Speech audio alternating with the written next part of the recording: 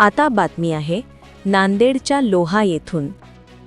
Nanded police उपमहानिरीक्षकांच्या विशेष पथकाने चंदन तस्करीवर मोठी कारवाई करत सुमारे 52 लाख रुपयांचा मुद्देमाल जप्त केला आहे।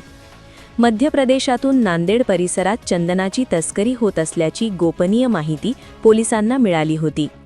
या माहितीच्या आधारे 5 एप्रिल रोजी पहाटे लोहा पोलिसांनी सापळा रचला।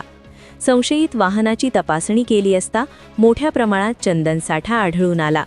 या कारवाईत तब्बल 1470 किलो चंदन, एक आयशर वाहन तसेच रोख रक्कम जप्त करण्यात आली। पोलिसांनी वाहन ताब्यात घेत पुढील तपास सुरू केला असून या तस्करी मागील मोठ्या रॅकेटचा शोध घेतला जात आहे।